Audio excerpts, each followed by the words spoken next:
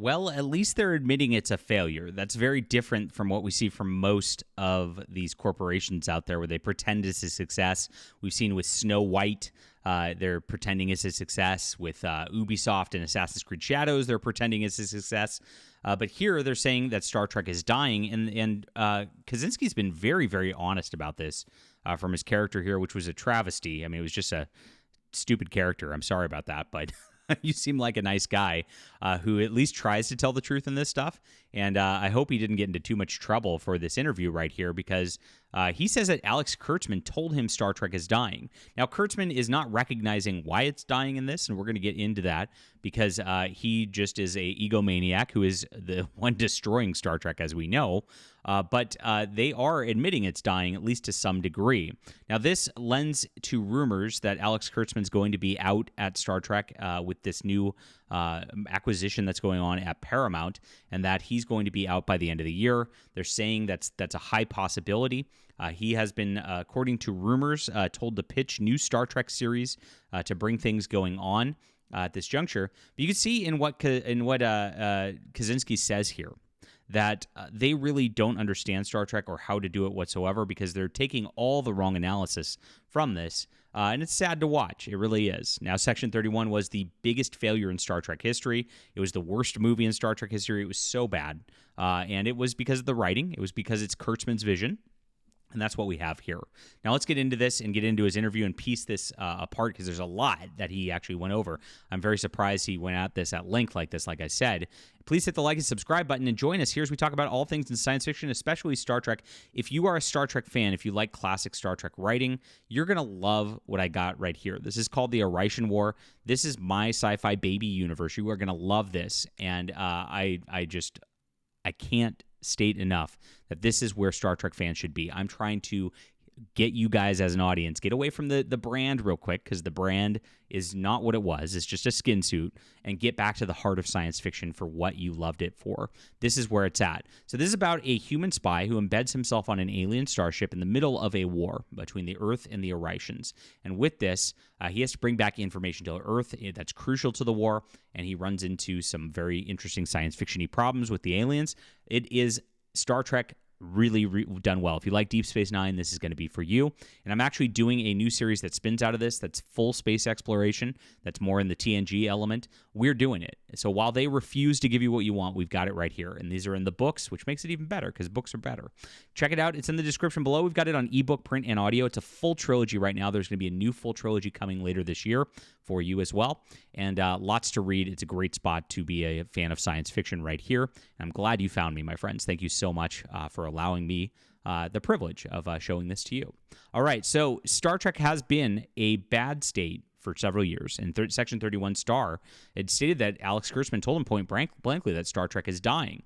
Now, he did an interview with this Star Trek culture, or Trek culture right here, which was like a 20-minute interview. I watched the entire thing, and I distilled a lot of it right here for you guys. So he started out just saying what he said before this movie came out, saying, "I said it in the press tour that the Star Trek people want is 1,000 more episodes of TNG. We ain't giving them that."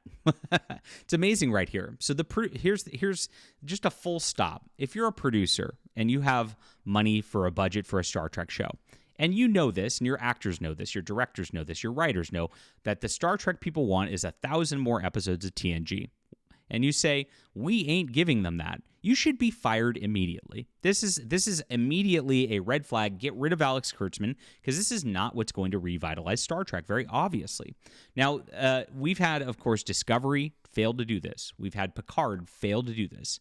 Of course, Season 3 gave them a little bit of Next Generation feel. That's why people love it so much. But even that was kind of sloppy, right? Now, Strange New Worlds really is the only Star Trek that Kurtzman in this era has done that feels like Star Trek. You get an adventure of the week. Sometimes they're good, sometimes they're bad. It's been a mixed bag on that show for sure. But at least it has that feel. At least it has that optimism that Star Trek once was.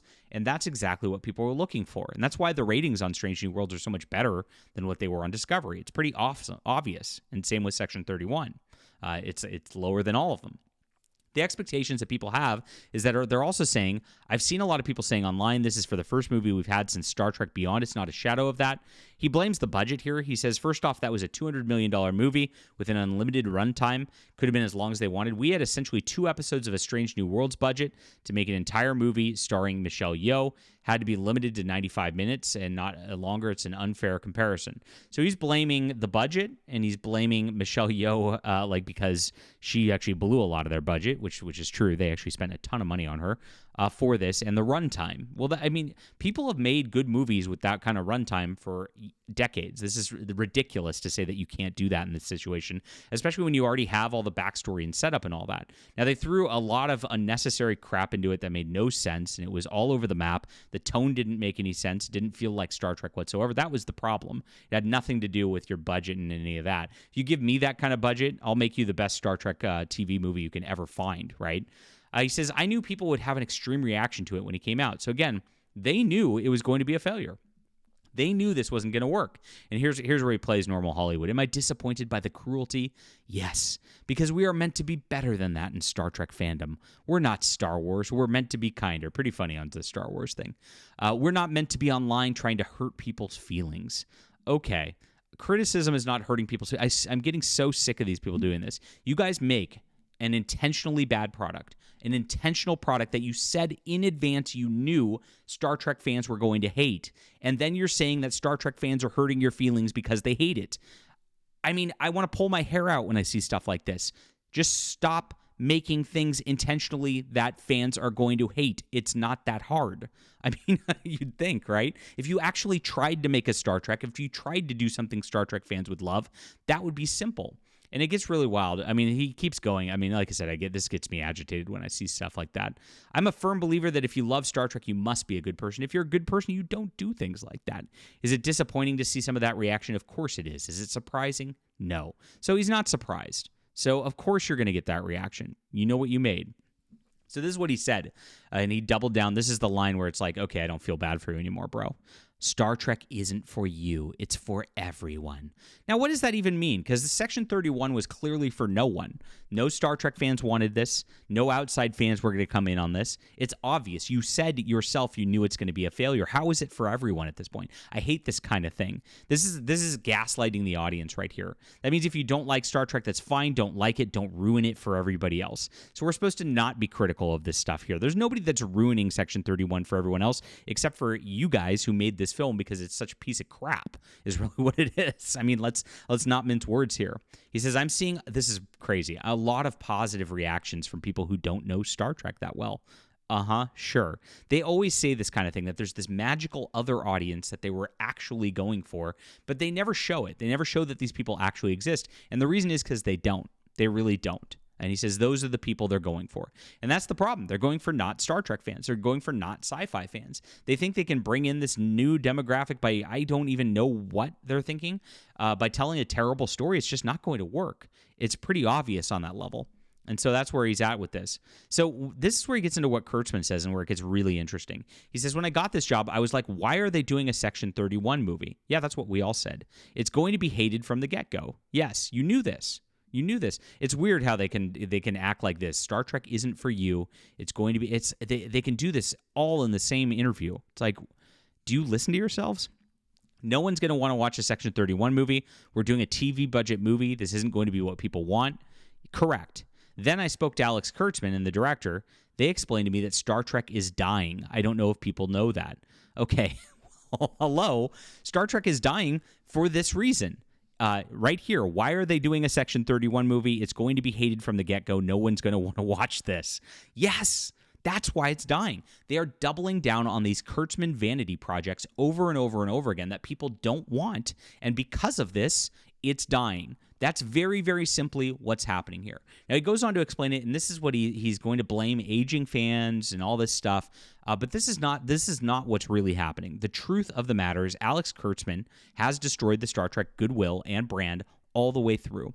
He has gone through with Discovery. When they changed the look of the Klingons so they didn't look like Klingons anymore, just to be a turd, just to leave his own mark on it, because he's such an arrogant a-hole, he wants to keep doing things that aren't Star Trek and bringing them into Star Trek. So Discovery was a generic dark science fiction show. He was trying to go for that Battlestar Galactica thing, which is 20 years ago also. It's ridiculous. And then he injected a bunch of DEI into it, so you have to watch gay dudes kissing for hours, and that's not what people want to watch. It's obvious. Most of your audience are men, because this is science fiction. That's just how it goes. Most of your audience don't want to watch a black girl lecture everybody else while a bunch of gay dudes kiss, period, in a dark science fiction setting that doesn't feel like Star Trek. Like, nobody's going to tune in for that because you have no audience there. The DEI people don't watch this kind of thing. And your target core audience, who you're completely neglecting and you know you're neglecting to try to get that DEI audience, is not coming in for it either. And they keep doing it over and over. Picard did the same thing. Instead of having Picard be awesome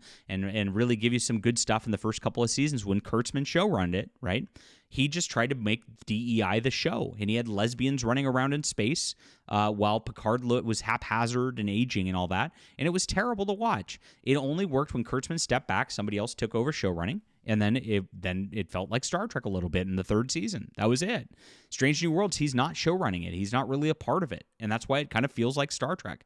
Once he got into his little grubby little hands onto Section 31, again, a concept nobody wants, did the exact same thing, then it failed again. It's pretty obvious. It's not that Star Trek's dying because people are aging and people don't know what Star Trek is or whatever.